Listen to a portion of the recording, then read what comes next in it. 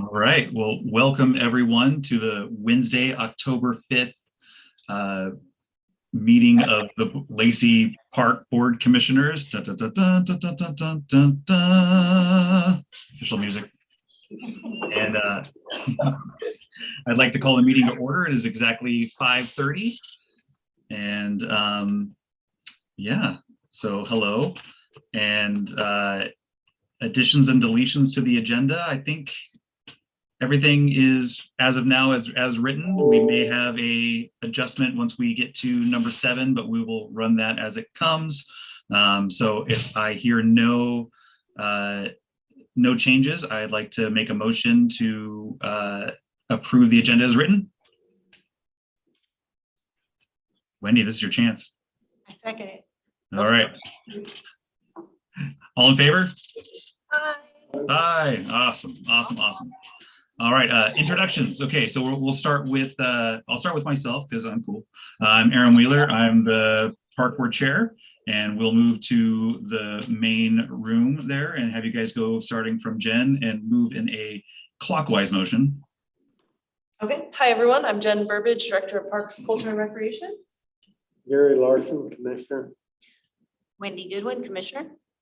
Sarah Town, Youth Council Representative.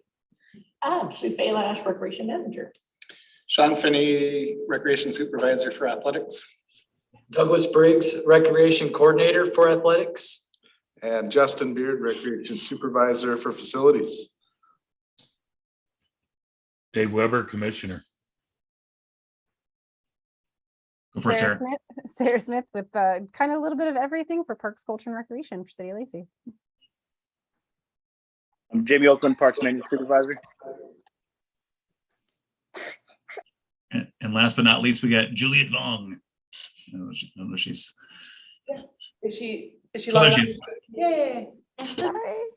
I am. I didn't realize I'd be included. So hi, everybody. I'm Julia Vong. I'm a consultant for the city working on the Greg Cuyo Parks Plan. Perfect.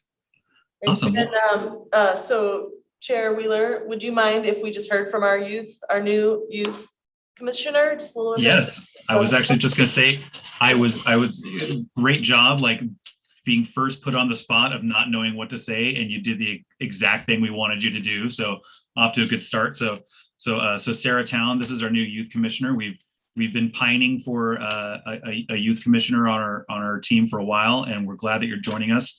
Can we continue to put you on the spot and have you talk a little bit about yourself?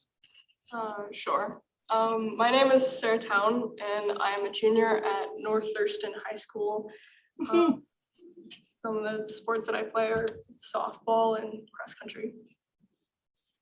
Great job. And what's your favorite park of Lacey? Wait, what did you say? What's your favorite Lacey park? I don't know the specific name of it, but it's right near my house and it has like a little pond. So It's a little pond. I don't know. We won't ask where you live because that'll put you on a spot of like, could get Have done. the community center and the senior center in it, and I don't think so. okay. Is it Bush Park? Is it off Yelm Highway? No. Okay. I think that's Pleasant Lake in that area. Pleasant Glade? She's in North Thurston, that's true. Gotta give them right area. Okay, well, we'll give you the rundown on the parks. Spot. The next agenda is find out You need to know exactly exactly which part. So there is a quiz on this at the end of the meeting. I forgot to tell you that there will be a test on all our parks names. So we set you up for failure. No, great to have you, Sarah. We're so good to have, lucky to have you, and hope we learn as much from you as you learn from us. So great. Moving on, are there any announcements, Jen, that we need to make? Nope. Dun, dun, dun. All right. Well, great. Well, then, if anyone I was not at the September meeting, unfortunately. So if everyone has a chance to look through the packet, were there any additions or deletions or changes that need to be made in the official notes of that meeting? All right, well, hearing none, I will make a motion to approve the September meeting minutes as written.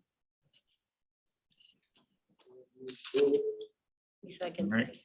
Gary seconds it. All in favor? Aye. Aye. Fantastic. All right. moving on to correspondences.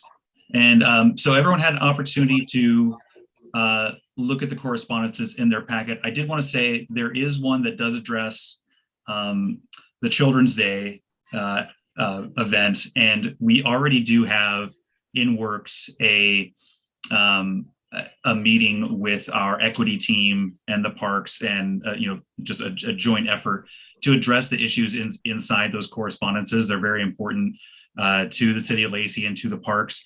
It's not on the agenda to speak about today, but just know that in the very near future, we are going to have a joint work session on this topic. And I don't know if there's any additional discussion you guys want to have at this time about it, but just know that we are going to have further discussion. Does that sound good? Okay. And I'll jump in real quick for correspondence. So the first one, so A, the dogs off leash, that is one item that's actually that you all wanted to discuss putting on next year's work plan. It's just kind of addressing that situation. So that's on your future list. And then, yes, to Chair Wheeler's point, there is a joint work session with this board and the Commission on Equity being planned. And then I think you probably saw in there with the Bush Park that Sue Faylash had made a response to that one. And then the Rainier Vista Park comments were kind of more of general input. So that's all I had on those ones. Awesome. Children's Day one, are we going to have more feedback from that? Is there more information that we have to discuss about it, or is it just going to be presented when the meeting comes up? So there will be a packet, good question. For any work session, especially a joint one, there will be a packet of information that'll go out. Before we. Okay. Because what we're really gonna be looking at and having you guys evaluate is the corporate sponsorship policy, because that's where it tells like the criteria and everything for having sponsors. Because I read over it and I responded to Nicole and asked her if there was more, because it seems like there's a lot that was in the meeting or discussions before that letter was handed out or sent out to us. So I asked her if there was more information to kind of follow on it, because it sounded like they were discussing it offline before with the letter to the mayor. So I just didn't know exactly what the ask was, what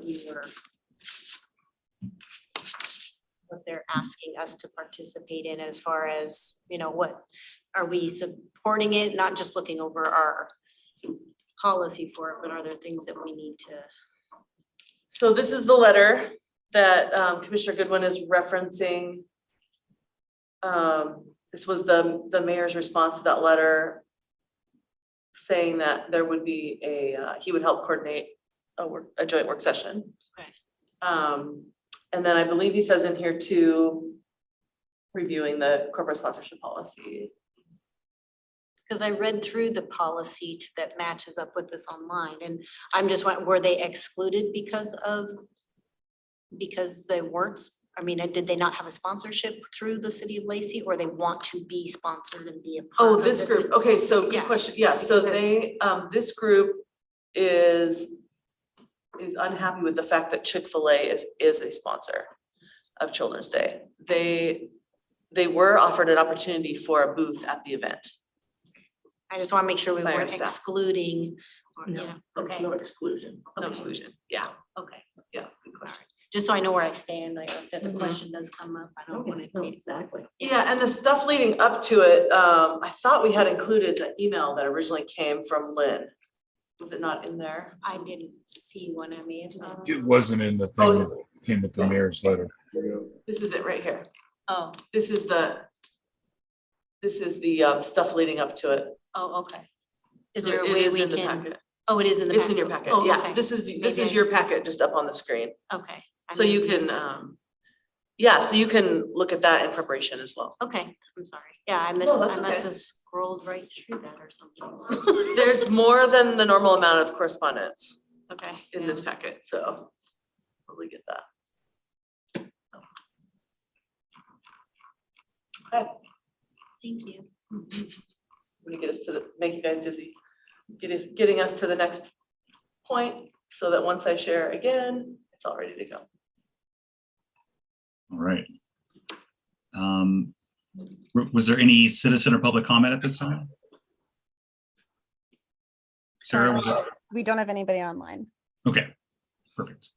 Moving on to 7. So we do have Juliet here to speak on behalf of Greg Kuyo Park. So I turn it over to you. Thanks, Jen. Do you want to say anything to kick us off?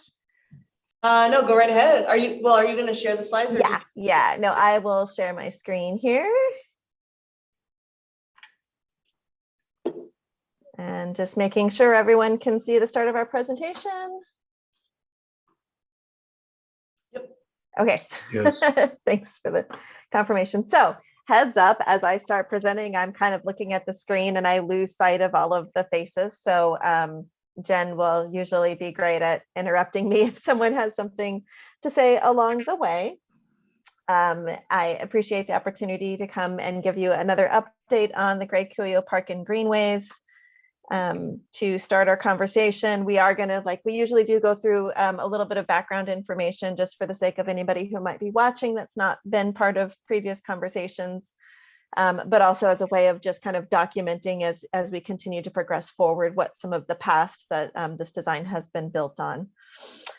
So the master plan process, kind of in a nutshell, it was a rather extensive process, but it was about a year long, a little bit over a year, to develop the master plan with a series of kind of concept developments, narrowing down from multiple options down to a preferred and then a final master plan with a public involvement throughout that process.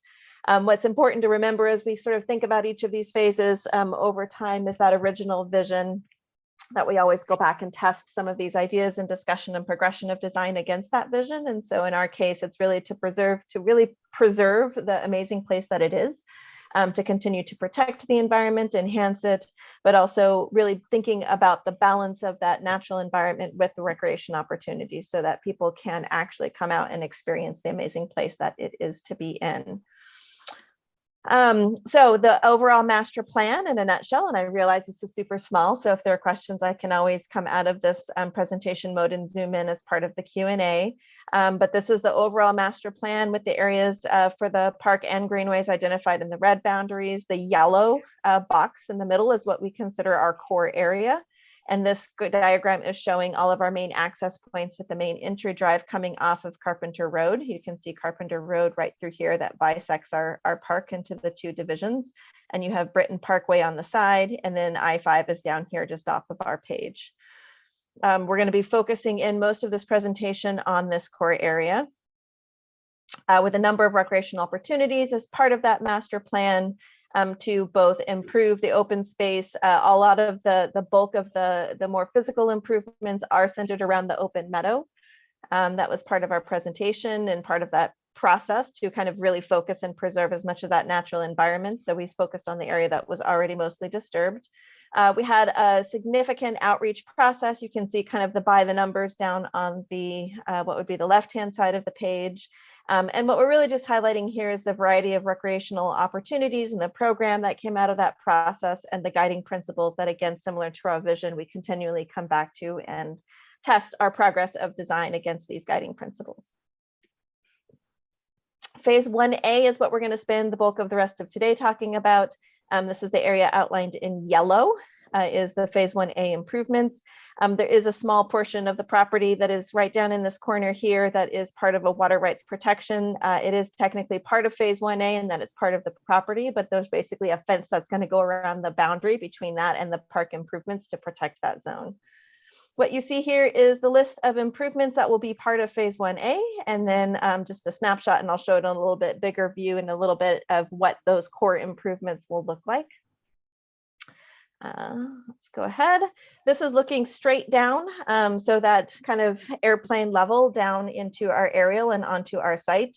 This is that same area outlined in yellow. You can see this zone here is that water protection right. So we have a fence that will go along, generally along that tree line, and then that will only be allowed access for kind of tours or work party groups or monitoring really specific groups that would be allowed into that zone. The rest of the site is improved primarily with trails and a disc golf course, and we'll show you a little bit more detail about that in a minute. That's often the forested area and a little bit into the edges of our open meadow. And then the bulk of the rest of the improvements are in this core zone in the meadow. So this right over on your right-hand side is a blow up of what that area looks like. We have the parking lot coming in off of Carpenter Road. That's just off of this page.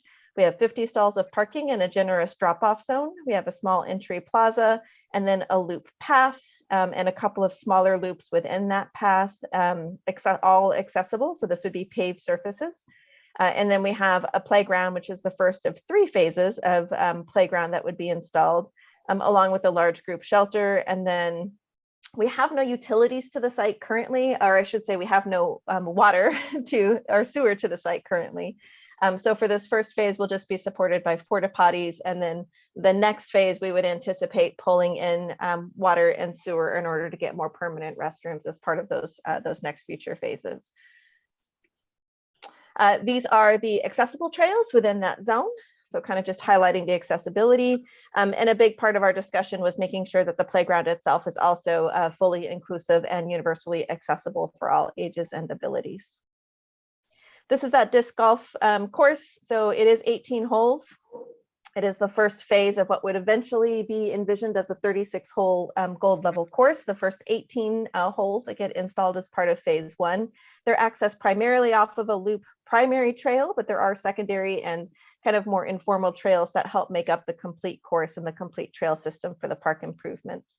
The view you see off to the right-hand side is just an example of that, what that primary trail would be. You'd step off that trail to have a tee, the tee zone, similar terms to golf, the tee zone for the disc golf, and the baskets going away from the trail off in the distance.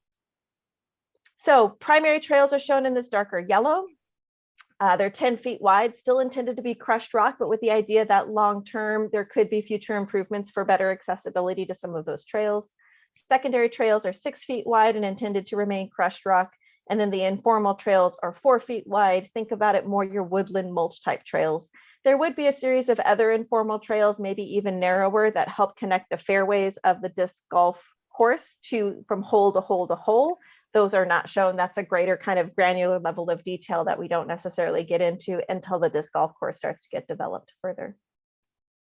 Some examples of what those trails look like from a primary, sort of secondary, narrowing down in scale, and those informal trails.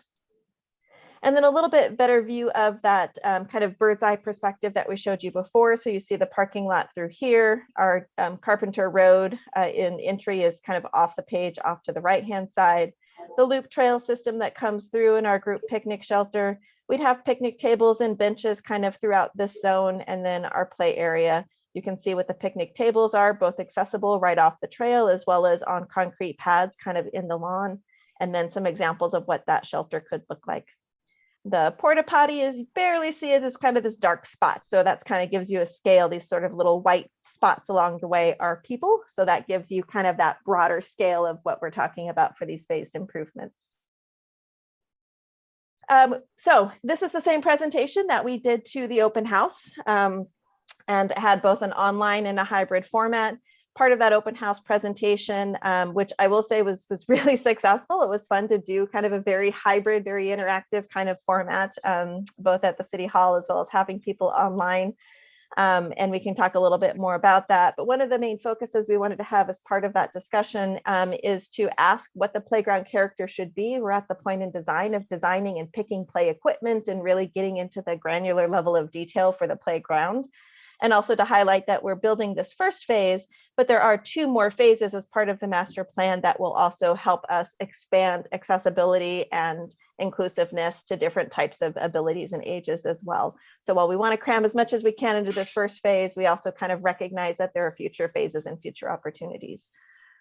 From our past process, we really understand that the playground itself wants to be recognizable, wants to be colorful, inclusive, really fun, really something to make this site and this park stand out.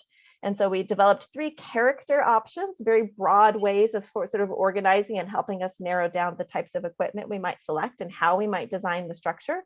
And so as part of our presentation, we went into greater detail on what each of those options could look like. And then we asked people to tell us what they thought sort of resonated best or fit best with them. And I will say the trucks, blocks, and boulders during the open house, we had additional images. So it wasn't like construction. It had boulders and rocks and kind of natural and kind of a mix of natural and sort of vehicles and trucks and other sorts of improvements. Trees in nature really reflecting the forest and kind of that natural environment to the extent we can with the structures and equipment. And then the animals and critters kind of being the three categories. We went specifically to a meeting with neighbors. This is going to be kind of feeling like in their backyard. So we wanted to reach out to those most immediate neighbors.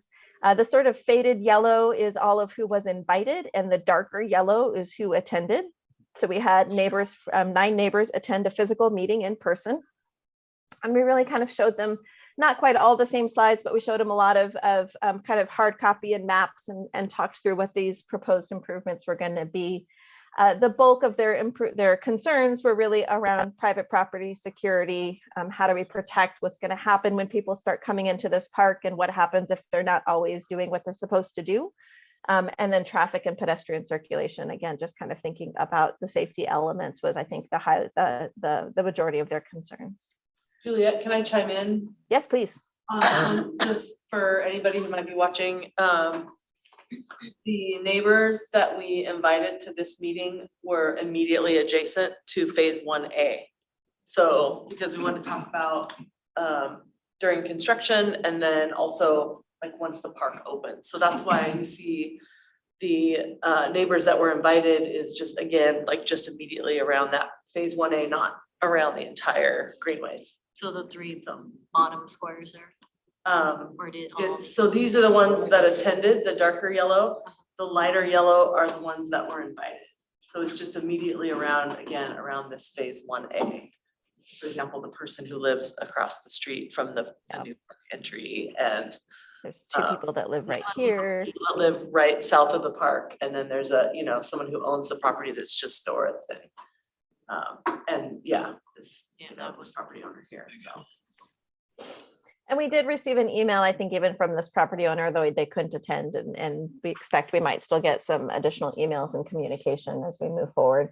But the focus really was like, these are the people that are going to see equipment and kind of have, you know, the immediate adjacency to the park. And so to kind of give them a forum, and some of them had not really participated in our process to date. So.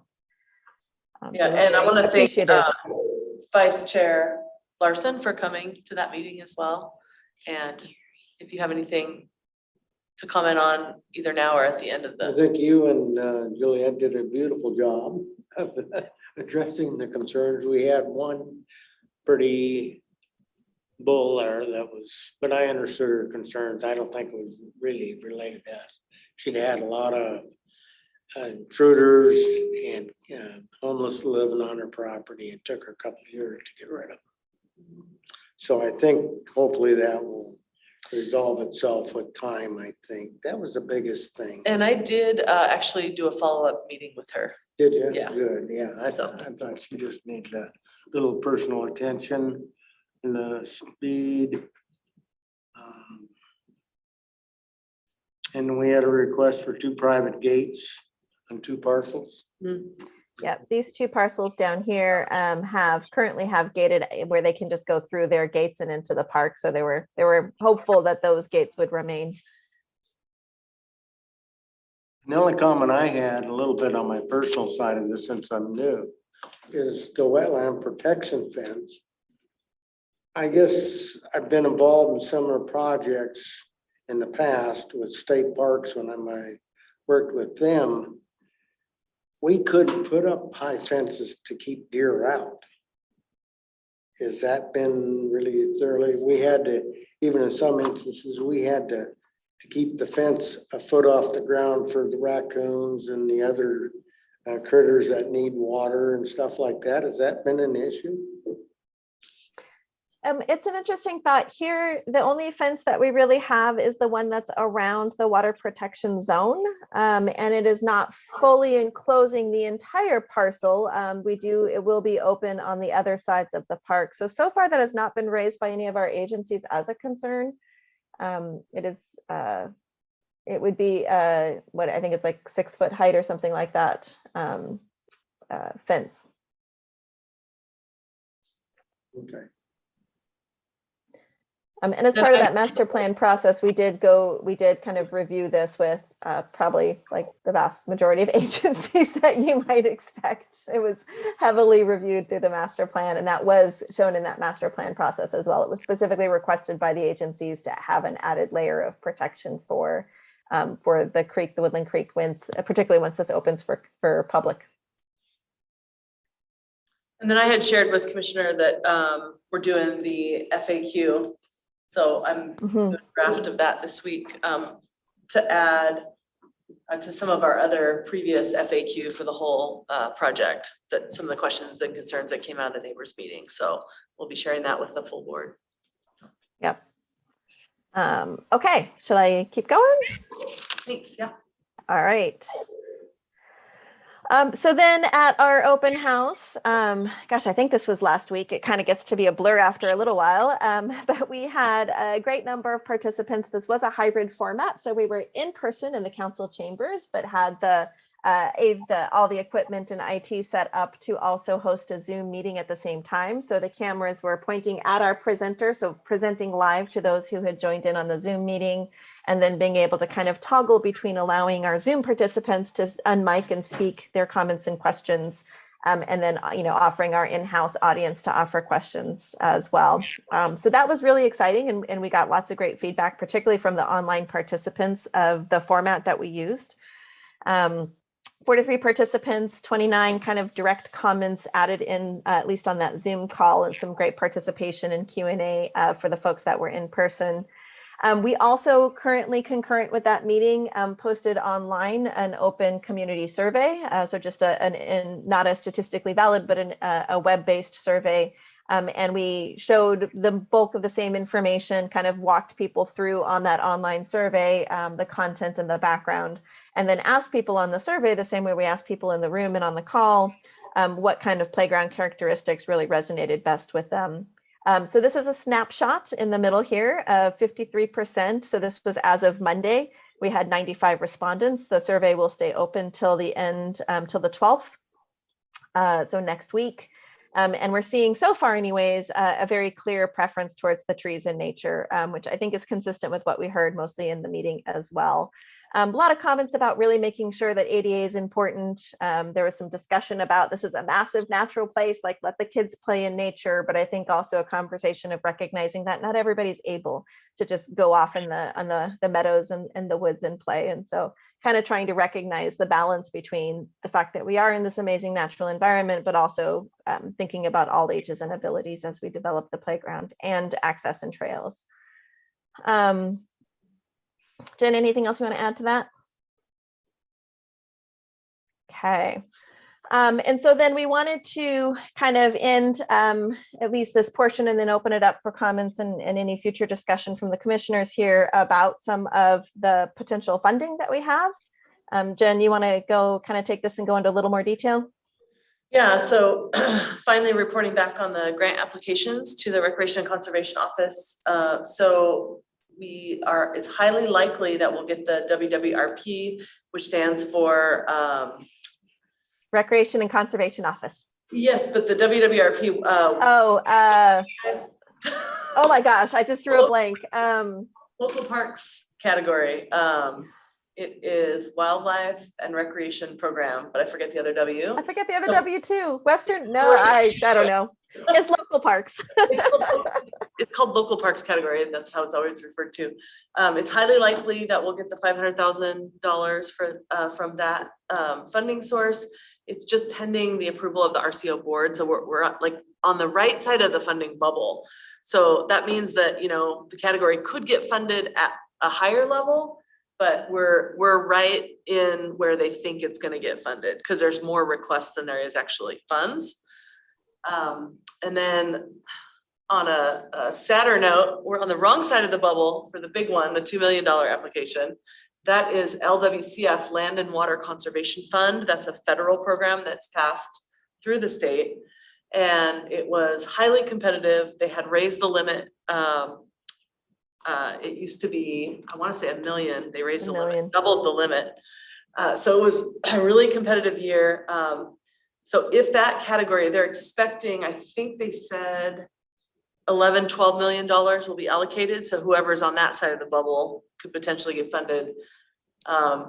If the program gets funded at 19 million, then we're in the bubble, then we're on the right side. So this is where, you know, you guys always hear me talk about the day on the Hill, where I go and talk to our senators and legislators about funding for these programs. And so this time, so I've been advocating for other people's projects in the county. This time I'll be in there really pushing for our project to get funded. So yeah, wrong side of the bubble for that one. And then the legacy grant, unfortunately, we are not eligible for. And that's the one that is, the limit is like 9.8 million that you can apply for, but it's a federal program and the rules change based on the current administration. And so the change they made for this year is that it has to be 20% poverty rate within a 0.5 mile radius of the park or project. So good news for us is that we don't have a 20% poverty level. Bad news for this grant is that we're not actually eligible. So Lacey Rotary has expressed interest in doing a legacy project grant for this. And so we will be confirming with them. And then something else that we're talking about internally is just potentially putting in a capital budget request to legislators as well, and perhaps focusing on the ADA components. So that's something we're just putting together our, you know, agenda now. So that's something that we're looking at as well. That's not on the slide.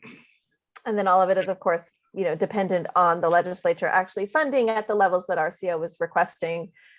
It's not totally unheard of to see a little bit of movement within projects, like a project's not as ready as they thought they were going to be, or something happens. So if you're like right on the bubble, there's a little bit more likelihood that maybe you'll move up or down. I think, you know, we're kind of projecting that we're not close enough to the bubble for that to likely happen. But strange things happen. So I don't know. I like to always stay at least a little optimistic. And it's not like you can't reapply in future years. We just can't, we'll be beyond the stage in the process likely to support that in the future, but there's always other phases and other work anticipated.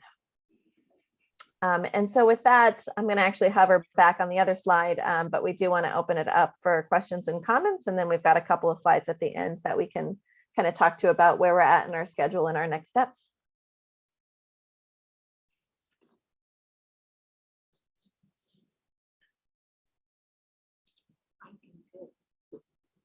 Crickets means you love it, so. I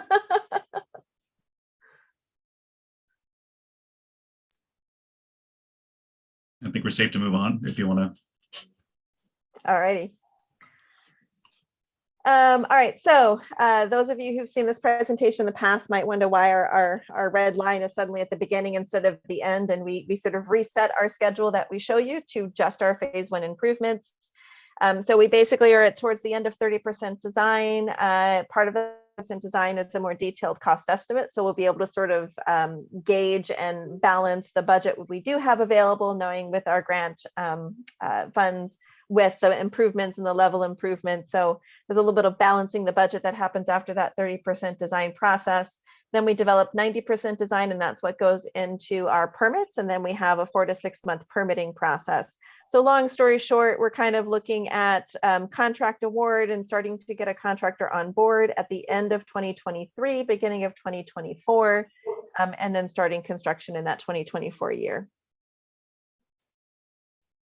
There are a series of upcoming meetings. So we just had our open house. And then next week we go to a city council work session to present essentially the same information, and we'll update the end results of the survey that we have available at that point in time. And then the only other thing I've got is just the reminder to everybody, particularly any of those watching online or from home, that you can always go to the project website to get updated information. That's also where you can go to find our survey. So if you haven't taken our survey yet, please go online and take that survey. It'll be open through the 12th of next week. And then we are starting to remind people as well to start to think about those construction updates. So the city's new website has a great process of signing up to get kind of much more, I don't know, quite real time, but more active construction updates on projects. And so once this goes officially into construction, that's going to be the greatest resource, particularly for people who live in the community, to get updates on what's happening at the park. Jen, anything I missed? Not a miss, but can you go back to the timeline just for a second? I just have a clarification. Yeah. Okay. Remind me again when we'll be at 100% construction documents? 100% construction documents is towards the end of 2023. That's anticipating a 4 to 6 month permit process. So we wrap up any comments that we get from the permit process and we go to ad and our bidding process at the very end. So advertising and bidding is in the fourth quarter of 2023 so that we can get a contractor on board at the beginning of 2024. Okay, thank you. Mhm. If all goes according to plan, we'd basically be done with construction, hopefully open at some point around the summer, end of summer 2024. Of course, you never know with construction and how things go, but that would be the goal, would be to have it open to the public in 2024. So you're kind of at the schematic design level then? Yep. And then the design development phase will be forthcoming. Is that when you start making submittals to the county for permit approval? So the way we're doing this, so typically you might get schematic design, design development, and then construction documents. We roll design development and construction documents into one set so that as we're progressing our design, we're progressing those construction documents, and that puts us at a set that is ready to go to permits a little bit sooner than otherwise. So that design development is going to start happening really in the next like 3 to 4 months. And then we start cranking on the final construction documents, and that's what goes to the permit agencies.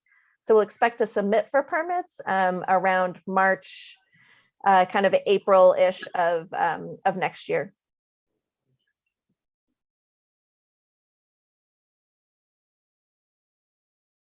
All right, any other questions? Let me stop sharing, and I appreciate everybody's time tonight. It's always nice to kind of give you guys an update so you get both an example and know what the community is seeing, but also I really do like to hear your thoughts and some of your ideas. So I appreciate your time tonight. Thank you. Thank you so much. Thank you, Julia. Really appreciate you. Absolutely. All right. Well, I feel like we, as a park board, we're very well informed about the process, and I'm glad through that. And Sarah, Town, this was your first experience with this. We've been doing this for the last couple of years now, so you're really getting a good feel of what we do here at the park board. So, yeah. So moving on. So now next we have 7B, the Young Child and Family Center of Lacey update.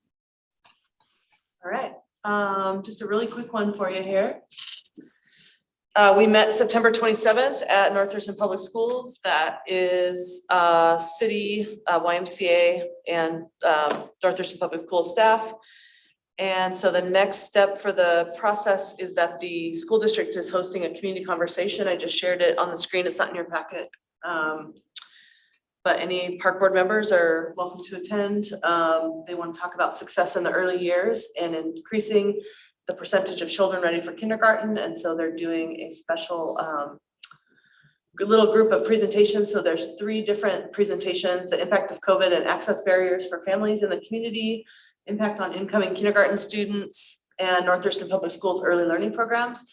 And then they're going to talk about combining resources to support young families. And this is where I'll be participating in this presentation. It's basically going to be the same one that I showed to you guys prior, that we also did at the joint City Council and school district joint work session.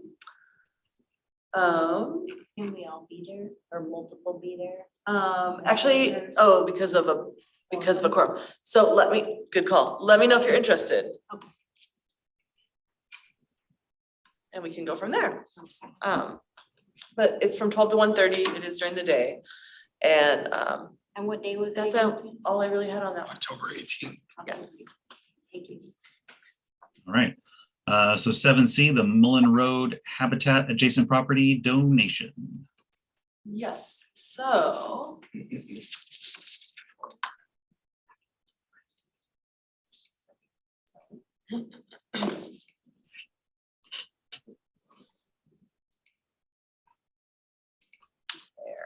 Okay, so I was hoping to get an action tonight to have our chair co-sign this letter of donation and appreciation for the 20 acres that was donated by the developer to the Mullen Road Habitat. And so I don't know if you've had a chance to review the letter, but essentially it, talks about supporting parks, culture, and recreation, being critical to the health of our community. And the contribution is valued at $38,300. You'll see some wording in here that the city is required for a donation to provide to the donor. But I'm happy to make any changes that you might have. I think it would be great for the park board to acknowledge it. Yeah, of course. The letter looks fine. I guess I could probably sooner than later. I would have worked if I stopped by the city hall and have that available to sign. Yeah, and actually we could probably do a scanned if you want. Oh, okay. Have Sarah scan it over to you. If that's Okay. Yeah, probably it honestly be easiest for me to just to come in to do it. I can be there tomorrow if that helps. Sure. Yeah, that'd be great. Okay, great. Yeah, so just looking for an action of the whole board to just acknowledge and approve the letter. Well, what says that? Oh,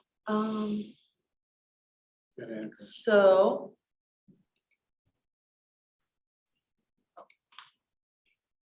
One second. Do you guys want to work on a motion while I'm?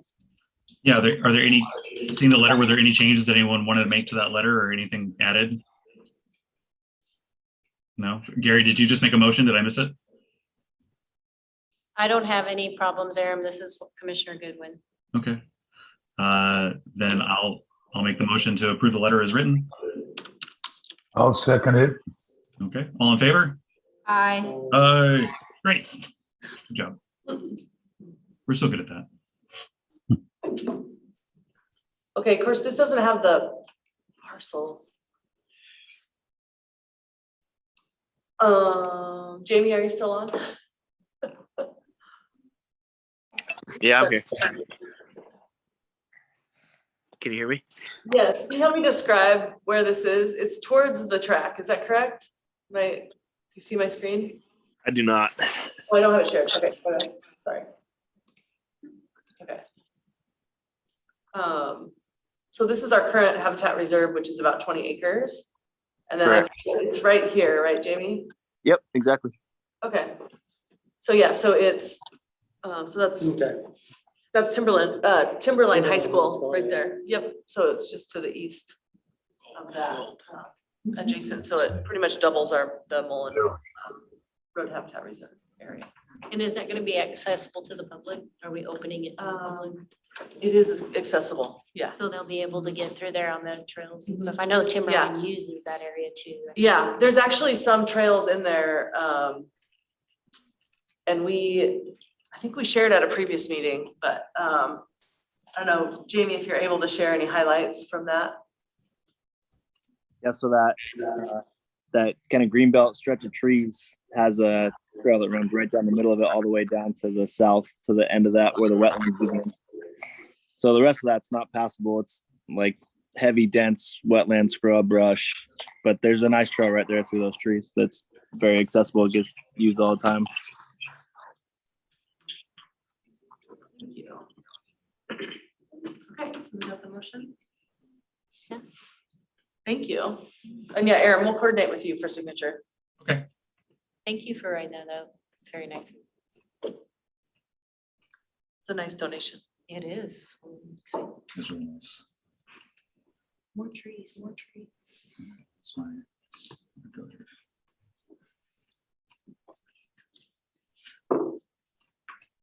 All right, sorry, my page closed that had my info on there, so let me move. We're moving on to 8A, Parks, Culture, and Recreation Comprehensive Plan, Public Engagement Update, Strategic Goal Line, Overall Timeline. Yeah, so thank you. Yeah, just a couple quick updates on this one. Sarah is going to talk about the public engagement